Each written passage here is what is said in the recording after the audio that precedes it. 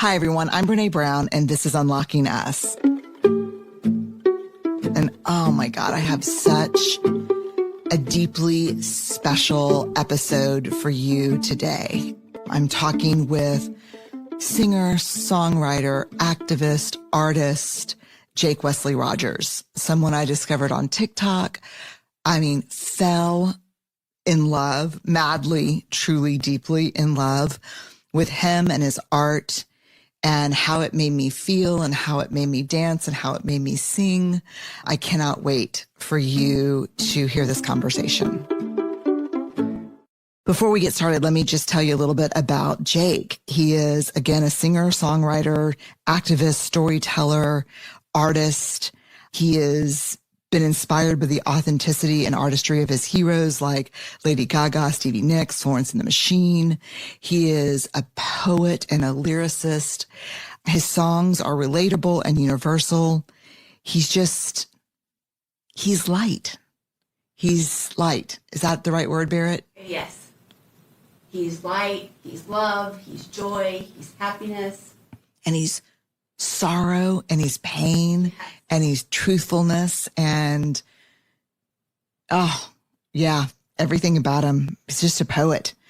In 2020, hit songwriter Justin Tranter signed him to his imprint at Warner Records, and his music has just blown us all away. He had millions of streams right out of the gate. His debut song, Middle of Love, I could sing it for you right now, but I won't, immediately started a conversation among audiences, peers, and the press.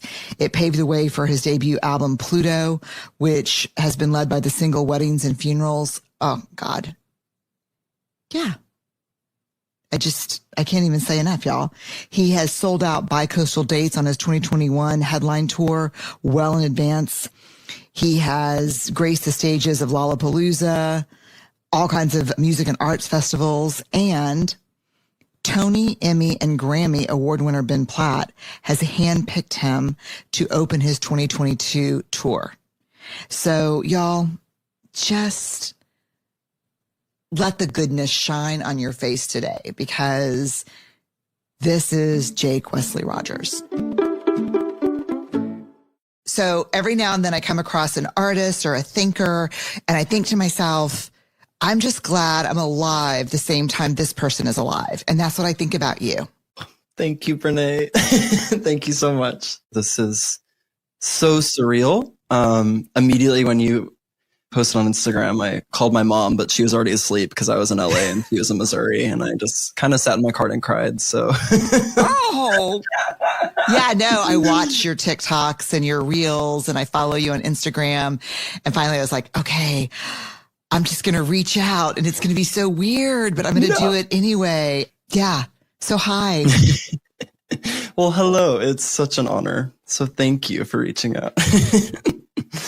Okay. So I'm really excited about this first question because it's where we always start.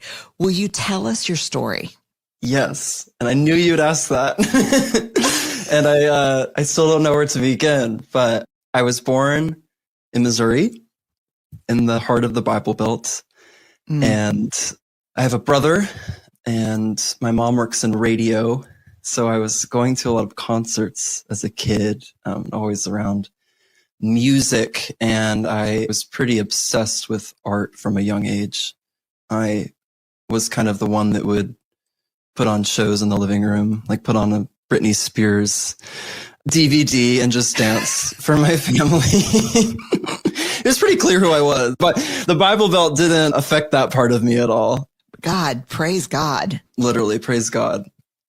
And I loved visual art as a kid. I loved painting and drawing and that sort of side. And I quickly got into theater. I think my parents didn't really know what to do with all of my energy, my yearning to be on stage. So luckily they were smart and put me in theater. What age were you when they put you in theater? Like seven. I was a lost boy in Peter Pan. Yeah, no, like that's a critical age. What did they make of your talent when you were little? What did they make of your talent and who you were and who you wanted to be and when you came alive? What were their thoughts about that?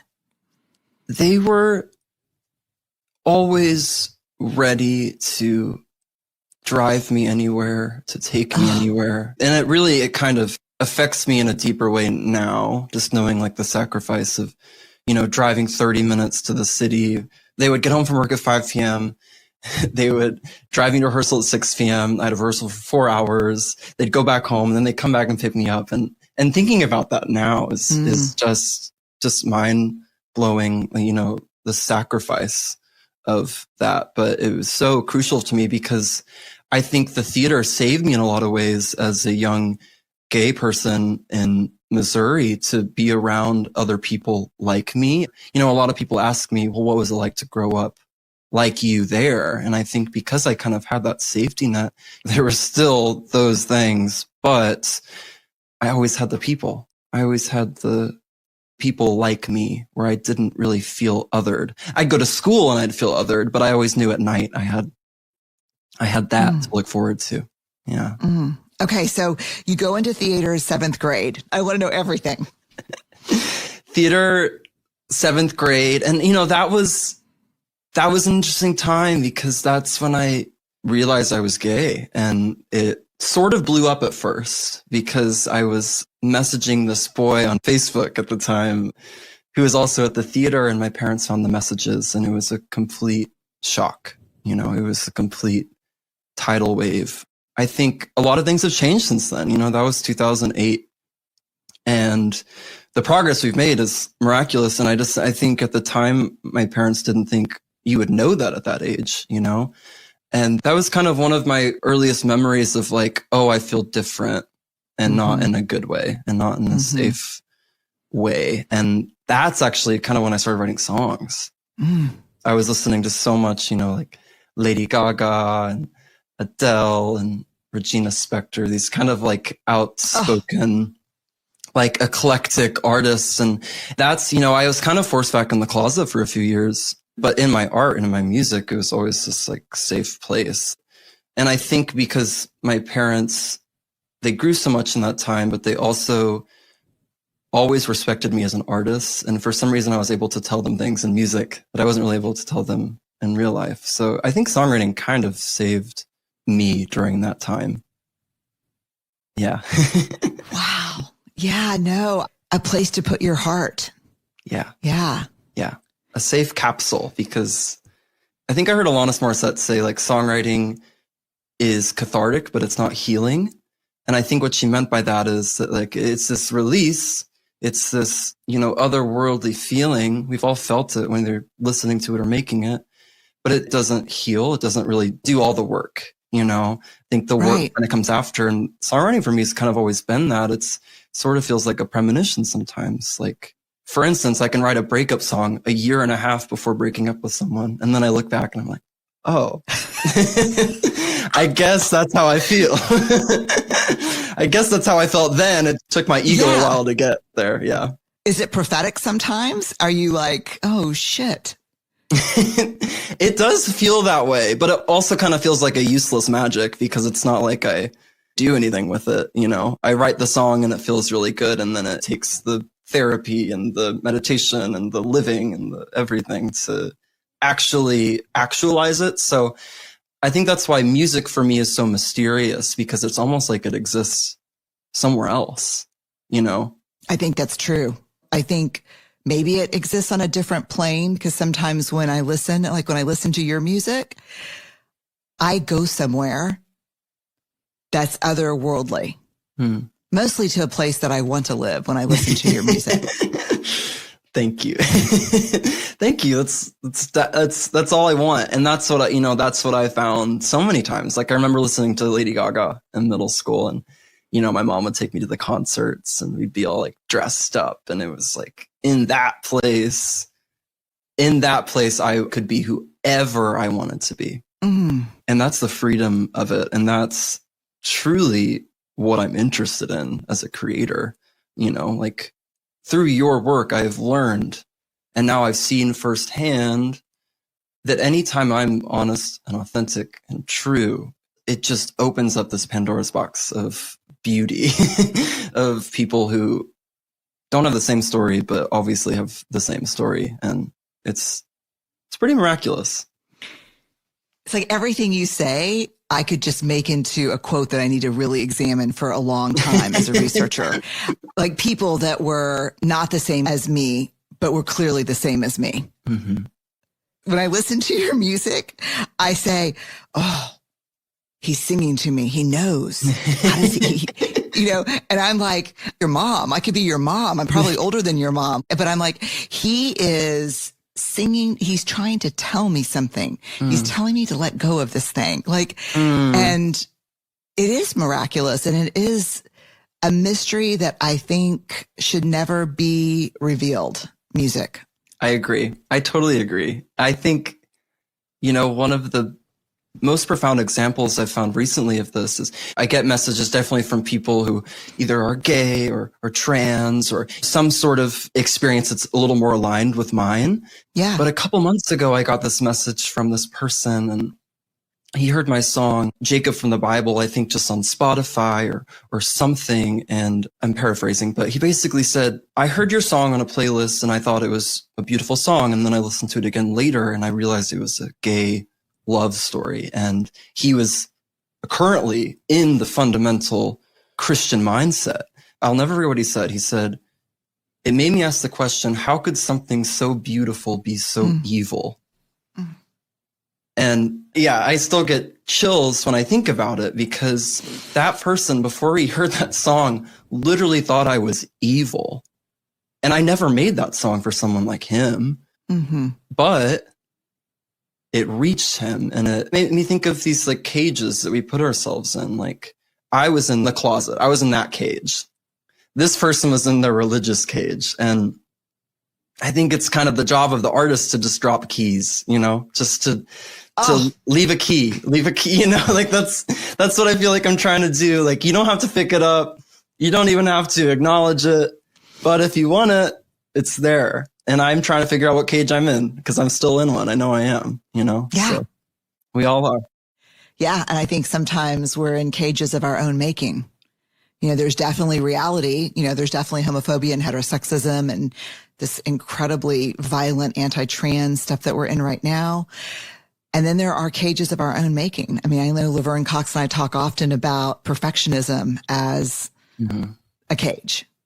You drop keys in so many ways. And you drop keys. You've given me some big, beautiful keys. Some like hefty ones. Keys. It's so incredible to me how you distinguish catharsis from healing, because I think we lose so many people, and I lose myself sometimes, in thinking that the catharsis moment is the heavy lift of healing and transformation, but it's just the portal to the work. Exactly. Yeah. Like you're saying, it doesn't take you through the messiness, through the hardness, through doing the therapy. It's an amazing insight from you. It has become apparent over and over again. It's like the catharsis is almost the gift. It's the aha, but it doesn't do the work. It's like that. Maybe the catharsis is the key in a way, Mm-hmm. It's leading us to what we need to do. The hard shit, the coming out again at 16, and saying, I am gay. And, my parents saying, we know, we love you. We're here. And it takes courage, I guess. As you know, as we know. Yeah. It's like vulnerability and courage to use the key, then vulnerability and courage to walk through the door. Mm-hmm. And then vulnerability and courage to stay on the other side. That like, give me a fucking break. Like, can't you just give me a magical moment? Do you know what I mean? Can I just live outside for a little bit? Yeah. Can I have no walls for a while? Yeah, no walls for just, a brief second, maybe. Tell me about high school. There's a line in one of your songs that tells me a lot about high school. Do you want to know how much I didn't like high school? Yeah. I didn't finish high school. I homeschooled my last 2 years. Right on. Yeah. My friends joked about that lyric because they're like, you didn't even go to high school.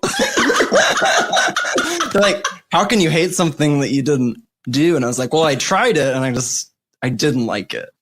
But high school is interesting in a lot of ways because when I was 15, I was on America's Got Talent. And that was like this,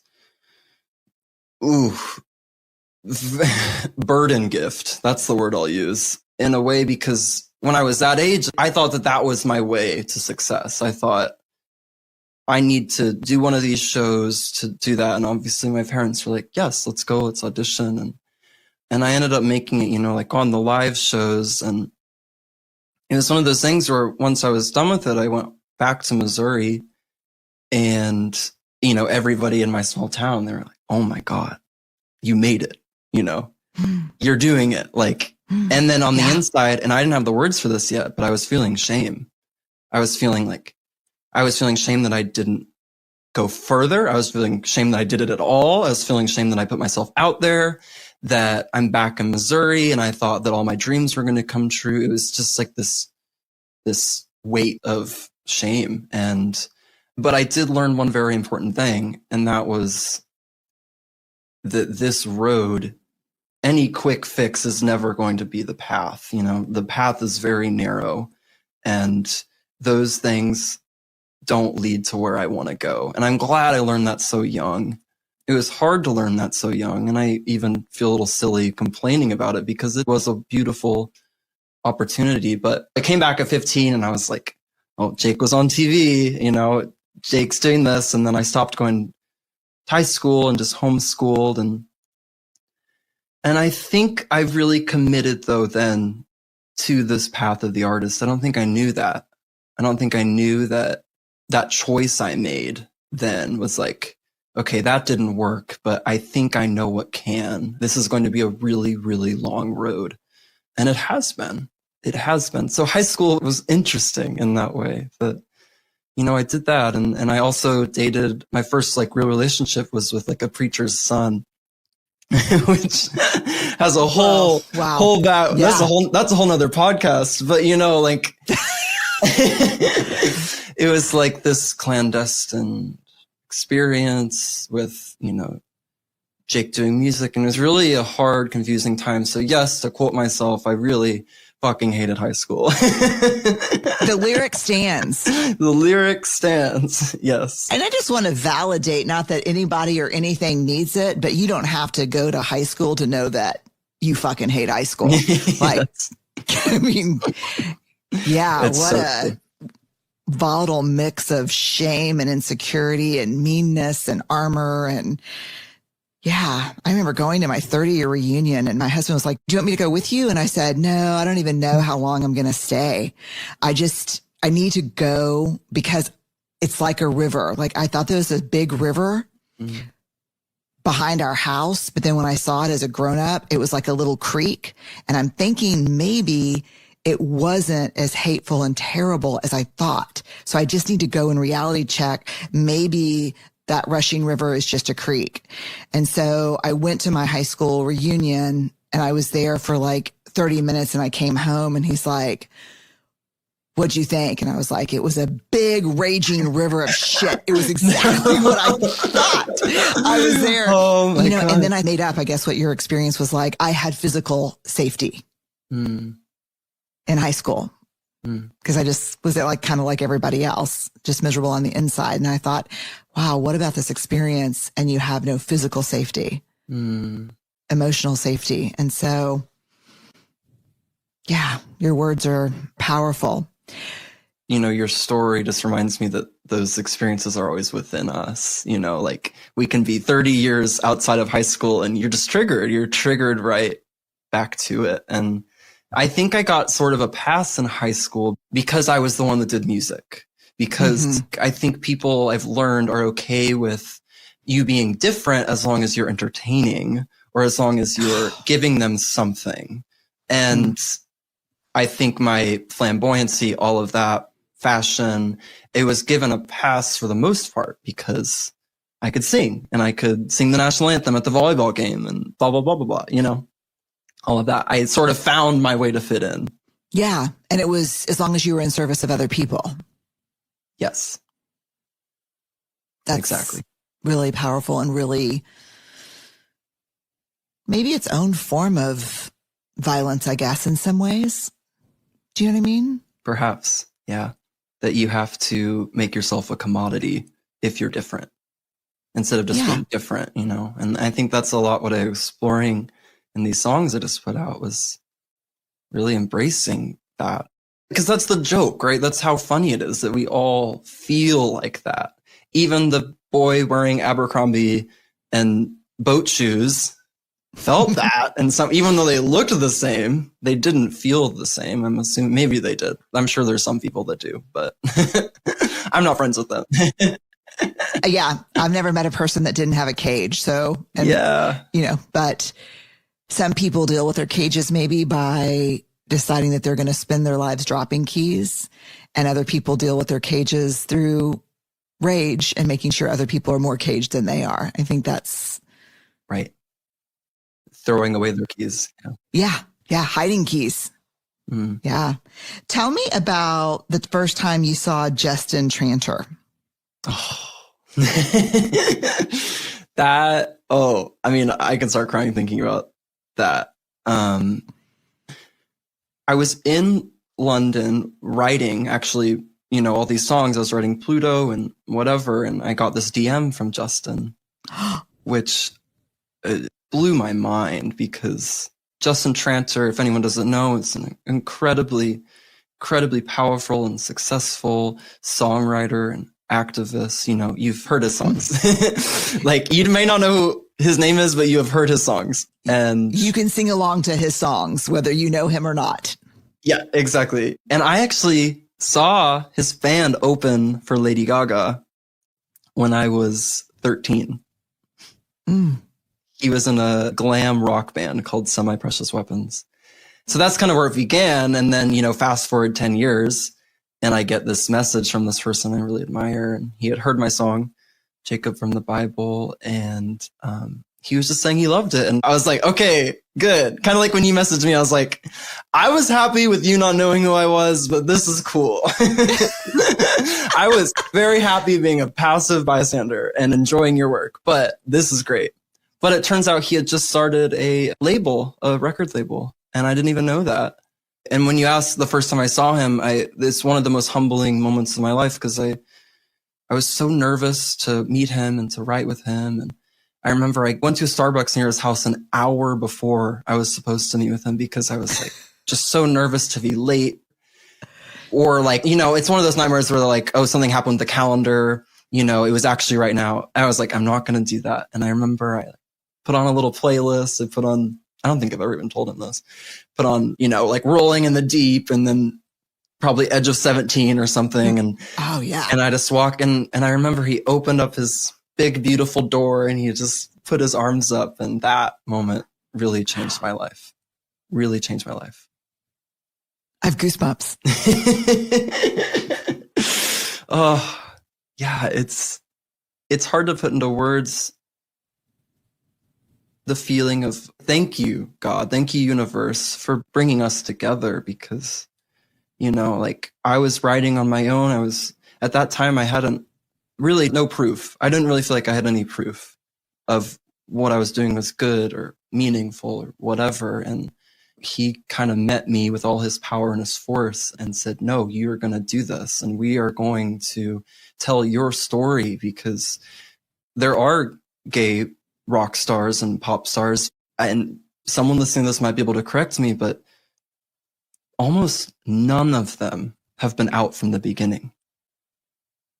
It's only once they're too big to fail. It's only once they have a massive song where no one can deny them.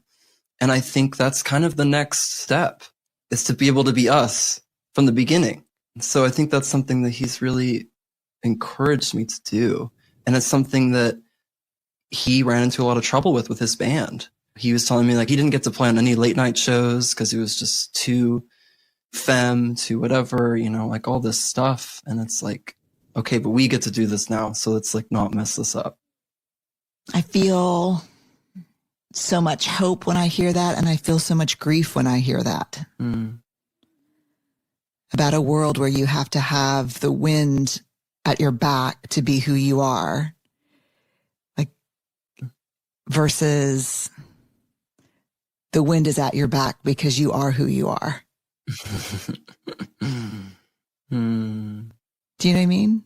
Mm. And maybe it is the latter, you know? Maybe that is there, but a lot had to change first. People had to pave the way. Yeah, it's the macro example of the catharsis plus the work. Mm. Mm-hmm. You know what I mean? It's like we had moments in history where we confronted our heterosexism and our homophobia, but then there were decades of the work. Mm-hmm. Yeah, and I see you now, and I think that's why when I see you, not only am I completely transported by your music, like your music is so emotional, right? Is that fair characterization? That's me, baby. Yeah. Yes. I mean, it's so emotional. Like when I don't know if it's because I saw your TikTok, but like when I sing it, I'm not just like, hate on me. Hey, I'm like, hey, you know, I've got my fists up and then I put my head down and then I come back up like this with my hands in the air. And I'm like, you might as well hate on the sun. Like it is, you know what it is for me? What? Ironically? What? Church. Oh my God. Your music's church. Now I'm crying. Church of love. Church of love. That's one of the best affirmations because church, for so many, has not been that.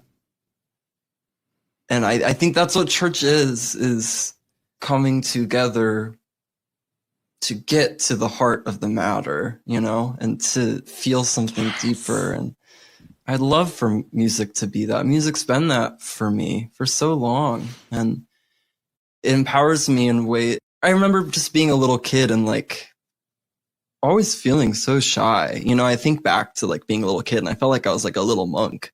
But then I'd step on stage and it's, yeah, you know, it gives us wings. And that's all I want. That's all I want is just to drop some keys and build some wings. Yeah, you're doing it, man. You really are. Like, you know, I'm a faithful spiritual person. I've got a great relationship with God, a questionable relationship with church, but I see God in you.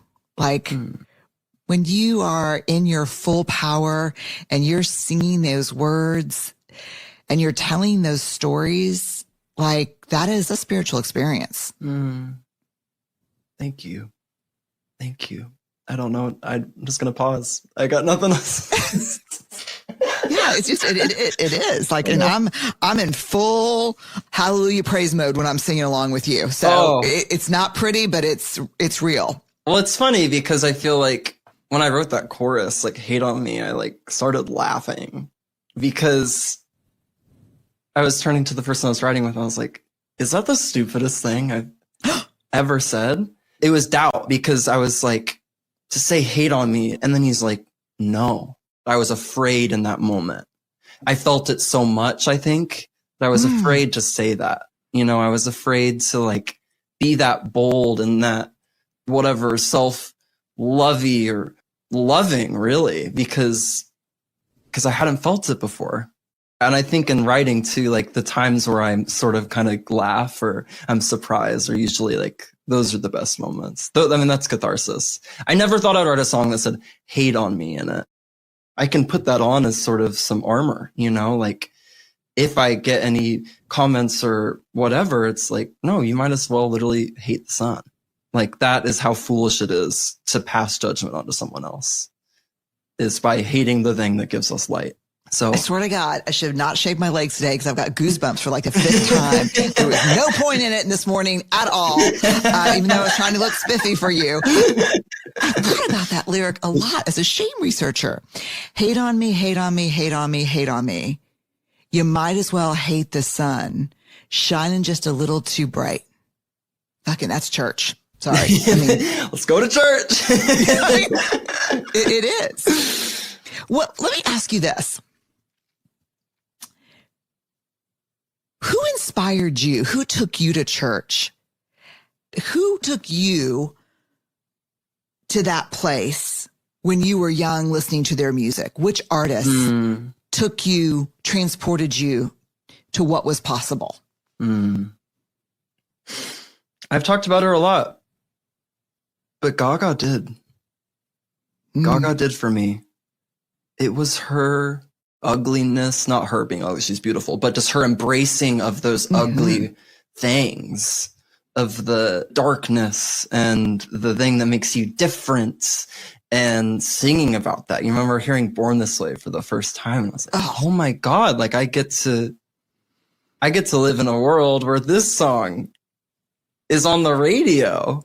And that was a step in the direction. And then in high school, I took a very deep Stevie Nicks dive, and I'm still swimming in those waters. And that's just a different thing, because that for me was just like, oh, she put it all on the line in her words and her life and her art and her fashion and everything. You know, she was the art and is the art. And I think that helped me a lot. And then I started getting a lot, like literature is always just, and books have kind of been my biggest inspiration, you know, the past few years. You know, finally reading authors, like finally reading Walt Whitman, Maya Angelou, and Oscar Wilde, these voices that led a generation.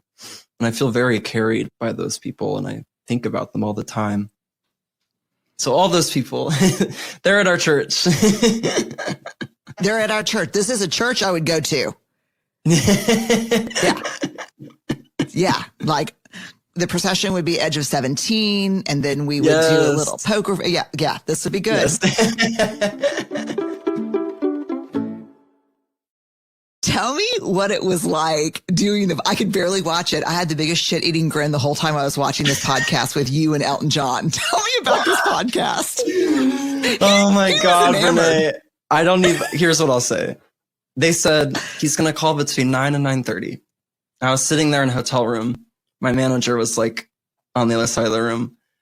It was like 9:20, and I was like, can I jump out of that window right now? I was like, I can't do this. I can't do this. But I did it. Those are the moments where you're like, oh, I'm literally going to be split in half if I do this. Those are the moments where we're just expanding. And I feel like I expanded. And I also feel like I have a knack and my body does this really beautiful thing where it just kind of hides things from me until I'm brave enough to confront them. And I think that's one of those things. And I'm probably going to wake up in a couple months and have a heart attack.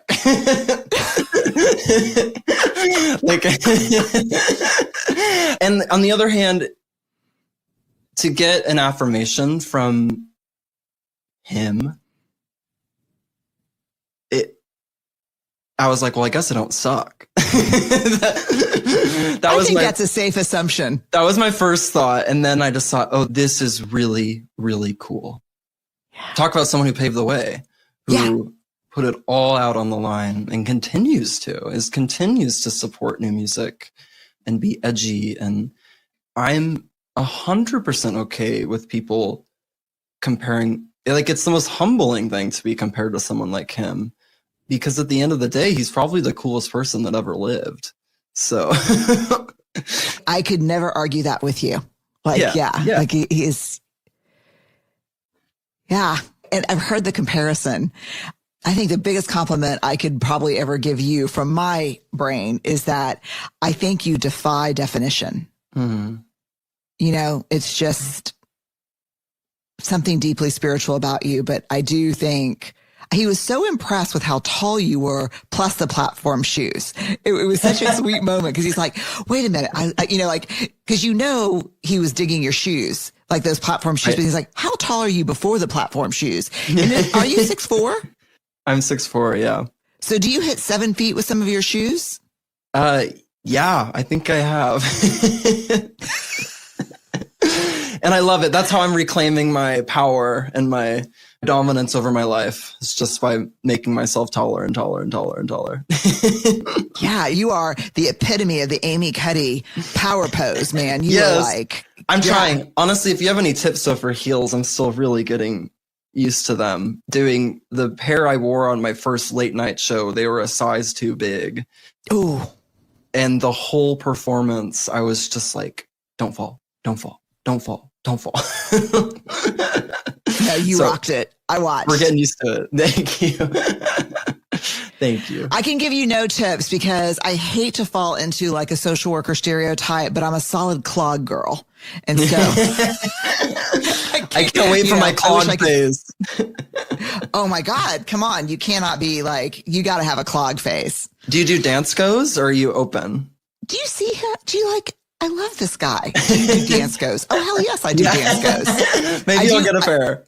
Yeah, do some dance goes and I've got a Swedish brand. I'll send it to you. I'll slide back into your DMs and give you the Swedish clogs. Dude, I would adore a pair of Swedish clogs from you. Yeah, I just need to get your size. I'm going to send you some really, beautiful. I have some patent leather red ones. Ooh. Only you and I could pull those off. Can I please match you? Oh yeah. We'll do it at the same time. Beautiful, beautiful. Okay. So before we go, I want to mention some songs. I want you to give me a sentence or two about what they mean to you. Okay. Weddings and funerals. Mm-hmm. It's, I think, a love poem to my grandpa who was dying because of heartbreak from losing my grandma. And it made me look at my relationship I was in and think about us at 85 and think about, am I going to die if this person dies? Or can I survive without this person? And that thought scared the shit out of me and led me to that song. God, it's so beautiful. And ultimately ending the relationship. And ultimately ending the relationship. Yeah.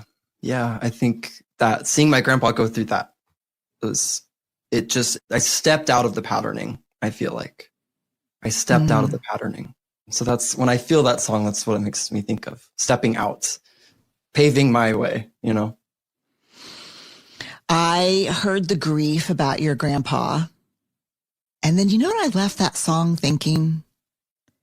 That there are 100 weddings and funerals in the course of every relationship. Like, I saw the exterior of that song, but I also felt the interior of that song. Like within one relationship, there are so many formal proclamations of commitment and love and so many deaths. Yes. Contained even in one relationship. You're so right. Yeah, there was something about weddings and funerals that, you know who it reminded me of? Leonard Cohen. Do you know Leonard Cohen? I love Leonard Cohen. Yes. Yeah. Incredible. Thank you. Okay. Of course. Yeah. Okay. Middle of Love. Oh, talk about a funeral. That song is one of the funerals. Literally the first line, look at us showing up to the funeral, was like, oh, we're having a fight. And it's so complicated because I love you so much. Yes. The truth about that song is that the fight happened at a Sonic drive-in. Did it really? Oh, yeah. And it was one of those, this could either be a funeral or lead to another wedding. And it led to another wedding. And it was beautiful for a time after that. So when I think of that song, I think of, I guess, the weddings and the funerals of that relationship and of how much I loved and how hard I loved and how hard it was to love and how hard it was to leave, but how much love there was in leaving. So that's kind of what that feels like to me now. What is it about the chorus of that song that is just, how do you do that? Like, yeah, I'm going to stay here for a second. Like, how does that work? Is there like a magic combination of notes and music that makes everybody like, I'm in the middle? I mean, like, how do you do that? How do you capture that churchy? Do you do that on purpose? You can't think about any of those things when you're writing. Oh, that's what I thought the answer was going to be. Sadly, you can't. But I will bring Justin Trancher back into this conversation. And, you know, I wrote both of those songs with him. And he has this intuition when it comes to melody and to lyrics and to trusting whatever's happening. I think that's it, is trusting the ride. And that's why I love working with him, because I am someone who I will write something and then I will immediately attack it with the hate on me line. You know, I wrote it. I was like, oh, that's beautiful. And then critic stepped in.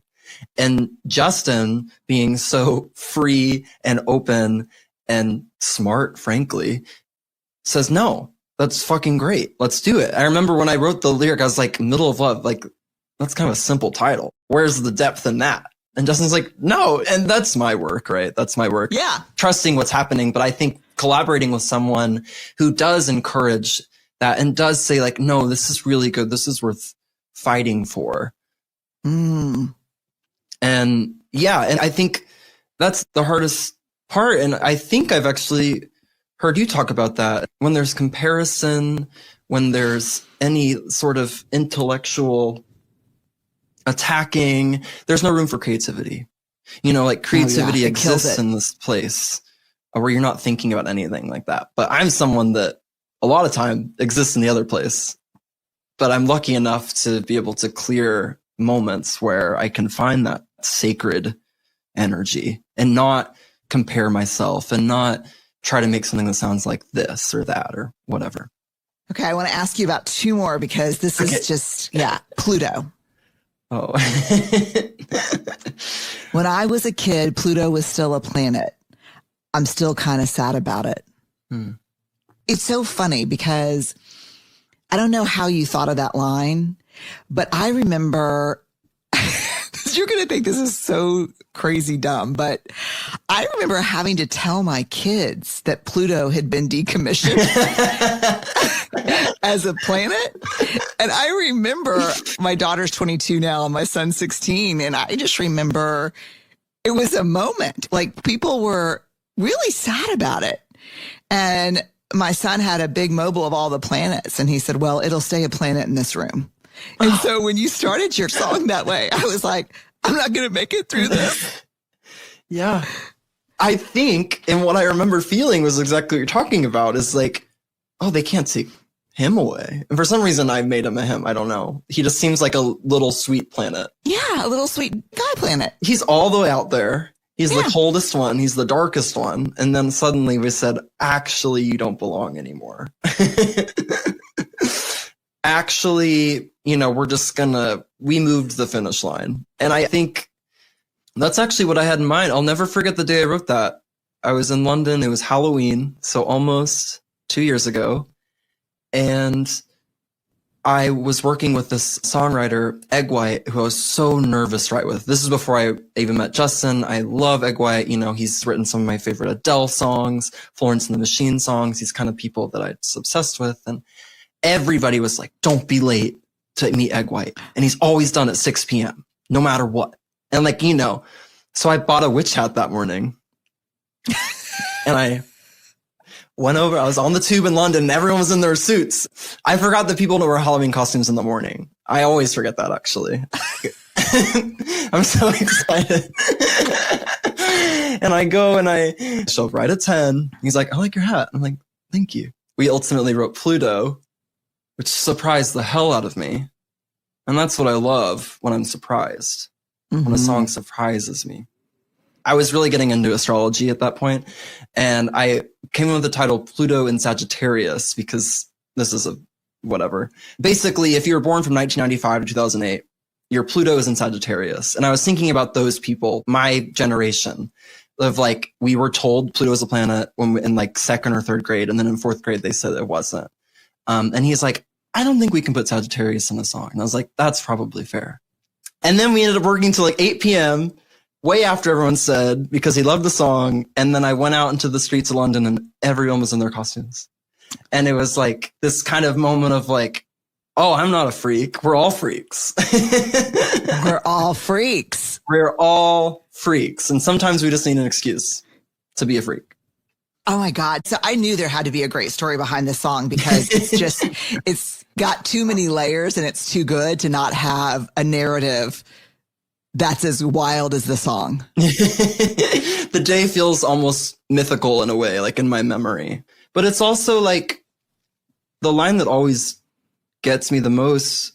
And I didn't really know why I wrote it then, but it was, I think of my mom. She loves me no matter what. that really fucks me up. And I think why I wrote that is because I had seen so many queer people in particular around me that have been completely disowned. Mm-hmm. That I had a friend in college that he was like, give us our car back. You're off our insurance. You're off our phone.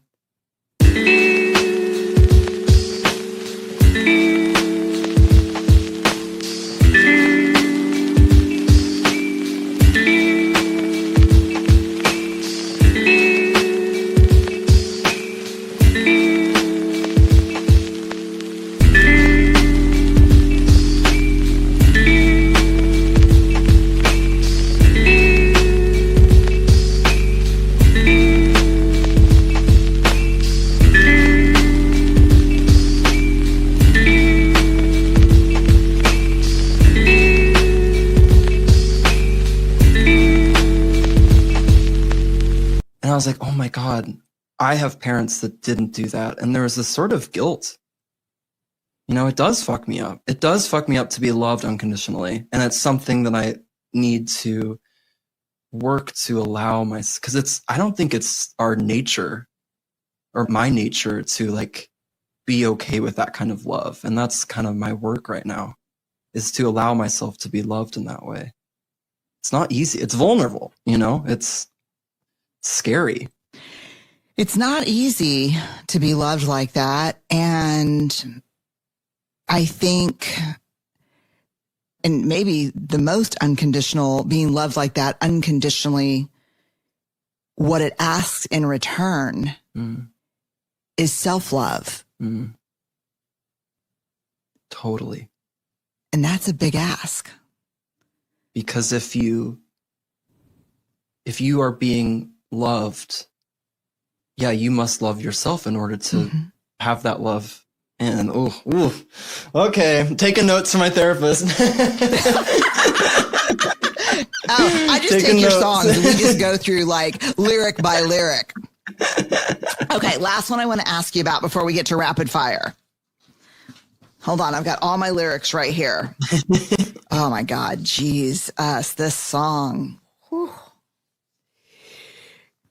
If your church, this is like I don't even know, this is communion or something here. Cause of a scene. Ooh. I'm quite good at secrets, according to my horoscope. I spend my life conflicted. Heavenly bodies made it so. God dang it. That song sort of makes me want to throw up still. Really? And that it is the closest I feel I've ever gotten to me in a song. It's the most understood I've ever felt by something I've made. And it's so cathartic to sing, and so painful too.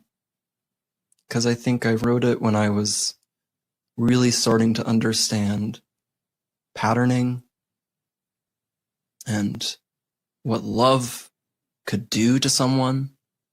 And oh God, and singing the bridge, especially now that I'm playing shows, it's like every time just kind of hurts because, my grandpa and my ex had the same name and they never got to meet because my parents didn't think it was a good idea. I know I honored their request and now they're both out of my life and it's not easy. It's definitely not easy, but I'm glad I have it to sing. The song really is the communion song. It is the breaking of the bread. You're at the rail, man. Well, it's so hard to ask for what you need, I've found. And that's what the song's really about. That's what the song is. I had my horoscope read and they said, oh, you're really good at keeping it inside, of bottling it up. This planet. And I was like, oh God, like it's your work to let it out. And then ironically, I let it out in a song. Yeah. And to wear it on the sleeve is not easy for me. It's really not. No, there's emotion in this song. Like when you sing this song, like it's hard to not cry when you sing this song. It's hard for me not to cry when I listen to you sing this song. The only thing that helps me is I'm usually acting it out and however you sang it in my living room. And my family's like, oh, Jesus, God, this is. I used to dance to Britney Spears in my living room. And are you saying you dance to me in your living room? I totally do. No, I make the fists and I strain and like all the veins in my neck come out. And I'm like, I'm blue like I do the whole thing. It's like, yeah. Well, I don't know if your kids will be listening to this, but would you please record that for me? Because I really want to see it. Oh, God, hell no. You're like, no. I was like, no, just personally, I really want to see this. Now, I might send you something just with me doing you. But it's so emotional. I would treasure it. All right. You ready for some rapid fires? I think so. I got to ask you before we do this, your clothes are fantastic. No. Where do you get them? Anywhere, everywhere. I mean, I love thrifting, but lately a lot of the costumes, I've been able to work with designers and stuff like that, kind of crafting. But, that's like one thing I just loved as a kid. Like I would have these little journals where I would like design outfits. And I really feel like my mom said recently, she was at this photo shoot I was doing and she's like, oh, your inner child must be so happy right now, because when you were a kid, you just loved like putting on my clothes or putting your dad's clothes. And I love it. I really find a lot of power in it. So yeah, it's beautiful. It's art, right? It is art. It's art. It's wearable art. And I did get out my little tea thing to see how heavy it would be to wear it as an earring. I have to. Because when you do your TikToks and what's that thing called? Like a little tea holder? Or like called? Tea steeper. Tea steeper. And you've got the tea steeper in the cup and then you sit up. It's funny. It's funny to me. I just love to spread the light. And, that was my first, I made 3 TikToks last year and I did not want to be on the app. I was very resistant towards the app. And I made a TikTok where I had the tea in the earring and then I was reading these sentences from this New York Times article where they're talking about how Abraham Lincoln was most likely gay. And, in the end, I say the tea is done. And that's the first thing that ever like went viral or anything. And it freaked me out so much that I like deleted the app for like 3 months.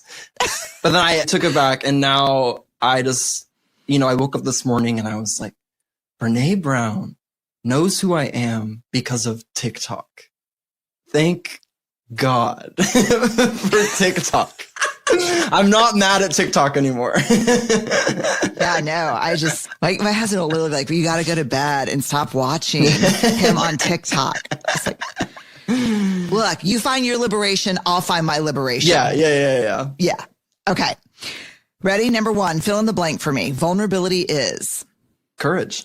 Okay. You, Jake, are called to be very brave, but your fear is real. You can feel it in the back of your throat. What's the very first thing you do? Call my mom. Can we make hearts come out of the podcast stuff when he says that? Okay. What is something people often get wrong about you? My height. I don't think they think I'm this tall. The last TV show that you binged and loved? The Sopranos. Oh, man. Did you love it? I do love it. I do. Yeah. Oh, okay. One of your all-time favorite movies? Not even just because it's Halloween, but Scream is like my favorite movie of all time. And I really couldn't tell you why. There's no rational thought for it, but it is. Yeah. That's great. Okay. A concert that you'll never forget? Lady Gaga Monster Ball. Favorite meal? Chicken tenders. You're doing right by your generation, Jake. I don't even eat gluten anymore, but it's still my favorite meal. Yeah, that's fair. Okay, what's on your nightstand? Lately, it's changed a lot because I haven't had a consistent one, but I really love to keep Leaves of Grass by Walt Whitman on my nightstand and a little crystal. Yeah. A snapshot of an ordinary moment in your life that gives you real joy. My hour I take in the morning to meditate and do yoga. Tell me one thing that you're deeply grateful for right now. I am deeply grateful to I'm back in Nashville right now, and I've been in LA for 2 months, and there's no differentiation in the weather. And I'm just so glad it kind of feels like fall. Like really, it's really making me happy. The seasons. Yes. Yes. Yeah. Okay, before we get to your mini mixtape, which I was so curious to see, do you have any news to share with us about Ben Platt? Ben Platt? This is like, oh my God. Yeah, I'm going on tour with Ben Platt next year. It's like 27 dates, North America, so everyone should come. We're coming to Houston, I'm pretty sure. Oh, I'll be there. Okay, cool. I'll see you there. I can't wait. Yes. Yeah. I'll wear my red clogs. Just so I'll wear my red clogs. Yeah. Okay. We make these mini mixtapes of all of our podcast guests on Spotify, and we asked you for 5 songs you can't live without. So Strong Enough by Sheryl Crow, Born This Way by Lady Gaga. Oh God. The Joke by Brandi Carlile. Come on. That song. Dancing on My Own by Robin, and Landslide by Fleetwood Mac. In one sentence, what does this mini mixtape say about Jake Wesley Rogers? I like to have fun while I cry.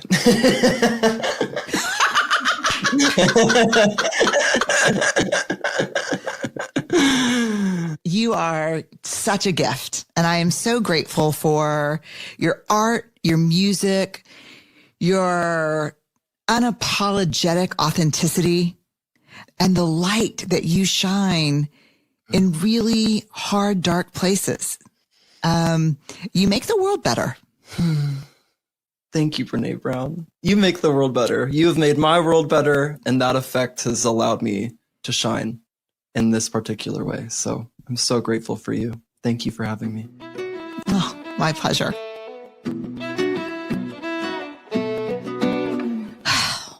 Was that just, how did it make you feel, Barrett, that conversation? It made my heart burst. Yes. Yes. He's a key dropping, heart bursting. He makes the world a place I want to live in. Yeah. That's what I felt like when I saw his TikTok. Yes, me too. Hate on me, hate on me, hate on me, hate on me.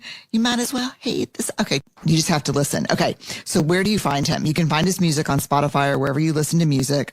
We'll also link to everywhere you can find Jake. His website is jakewesleyrogers.com. He's on Instagram, TikTok, YouTube, Facebook. He's at Jake W. Rogers on Twitter. Again, we have episode pages for everything, all the episodes on Dare to Lead and on Unlocking Us. On episode day, my entire Instagram is going to be dedicated to Jake. All my stories are going to be Jake stories. Everything's going to be all things Jake. Just because we all need to shine on, and no one does that like Jake. And we're going to end this episode with probably one of my favorite songs, Pluto. And I want to thank Jake for letting us play this. And I want to thank Warner Records for also letting us play this. And just find a place where the sun or a lamp hits your face and take it all in. I'm grateful for y'all. Thank you for being here. Thank you for Jake for just making my day and my month and making my heart grow 2 sizes too big. I'll see y'all next week. And man, if there's ever a podcast where I remind you to stay. Go crazy.